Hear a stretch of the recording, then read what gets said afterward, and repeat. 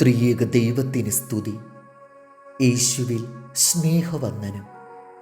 മുയലുകളിൽ നടത്തിയ ഒരു പരീക്ഷണമുണ്ട്. തള്ളമുയലും കുഞ്ഞുങ്ങളും തമ്മിലുള്ള വൈകാരിക ബന്ധം തെളിയിക്കാനായി ഒരു ശാസ്ത്രജ്ഞൻ നടത്തിയതാണത്രേ. കുഞ്ഞുമുയലിനെ അമ്മയ്ക്കരികിൽ നിന്നും കാണാമറയത്ത് നിർത്തി അതിൻ്റെ തലയിൽ ചെറിയ ചുറ്റിക കൊണ്ട് തട്ടി വേദനിപ്പിച്ചു. കുഞ്ഞിന് പരിക്കേൽക്കുമ്പോഴൊക്കെ തള്ളമുയൽ നടുങ്ങുന്നുണ്ടായിരുന്നു. നേരിട്ട് കാണാതെ കുഞ്ഞിനെ വേദനിപ്പിച്ചത് ആ അമ്മ എങ്ങനെ അറിഞ്ഞു എന്നതാണ് പരീക്ഷണം നടത്തിയ ആളെ അത്ഭുതപ്പെടുത്തിയത്. അമ്മയും കുഞ്ഞും തമ്മിലുള്ള അദൃശ്യമായ പൊക്കിൾക്കൊടി ബന്ധത്തിൻ്റെ തെളിവായി ഇത് കണക്കാക്കപ്പെട്ടു. കുരിശ് ചുമന്നുകൊണ്ടുള്ള യാത്രക്കിടെ അവൻ ഓരോ തവണ വീണപ്പോഴും ആ അമ്മയുടെ ഉള്ള് എന്തുമാത്രം ഉലഞ്ഞിട്ടുണ്ടാകണം.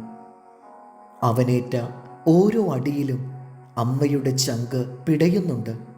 എങ്കിലും ശാന്തത കൈവിടാതെ മകൻ്റെ കുരിശിൻ്റെ വഴിയിലേക്ക് അമ്മ ഇറങ്ങി നിൽക്കുകയാണ്. മകനെ ധൈര്യപ്പെടുത്താനെത്തിയ പരിശുദ്ധ മറിയം ഇന്നും കുരിശുമായി നീങ്ങുന്ന ആരുടെയും അരുകിൽ അണയുന്നുണ്ട്. കുരിശ് വഹിക്കുന്ന ആരും തനിയെ കാൽവരി കയറാൻ അവൾ അനുവദിക്കില്ല. ബലപ്പെടുത്തുന്ന ആത്മീയ സാന്നിധ്യമായി അമ്മയുള്ളപ്പോൾ കുരിശ് യാത്ര ആയാസരഹിതമാകും. കടലിനുമീതെ നടക്കുന്നതും അപ്പം വർദ്ധിപ്പിക്കുന്നതും മരിച്ചവനെ ഉയിർപ്പിക്കുന്നതും കാണാൻ അമ്മ അരുകിലുണ്ടായില്ലെന്നു വരാം. എന്നാൽ നീയൊന്ന് കാലിടറി വീണാൽ ആ സമയം അമ്മ ഓടിയെത്തും, സാന്ത്വനിപ്പിച്ച് വഴി നടത്തും, കുരിശിൻ്റെ ചുവട്ടിൽ വന്ന് ചേർന്ന് നിൽക്കും. മക്കളായിരിക്കുന്ന ഓരോരുത്തരും അറിയുക, സ്നേഹിതർ നിനക്കനേകരുണ്ടാകാം. എന്നാൽ സഹന വഴികളിൽ, അപമാനവേളകളിൽ അരുകിലണയാനും കൂടെ ഞാനുണ്ടെന്നു പറഞ്ഞ് ചേർത്തു പിടിക്കാനും ആരും നിർബന്ധിക്കാതെ തന്നെ അവസാനം വരെ ഒപ്പം നിൽക്കാനും ആരെങ്കിലുമുണ്ടെങ്കിൽ അത് അമ്മയാണ്.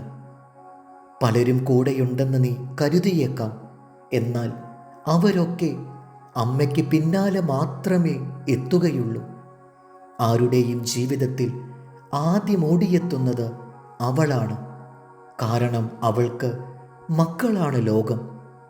യേശയ്യാവ് 66:13.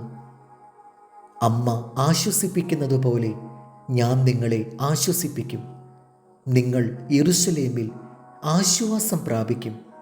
അതു കണ്ടിട്ട് നിങ്ങളുടെ ഹൃദയം സന്തോഷിക്കും. ദൈവം നമ്മെ അനുഗ്രഹിക്കട്ടെ. കർത്താവിൽ എളിയ ശുശ്രൂഷകൻ ഈരാളിലച്ചൻ.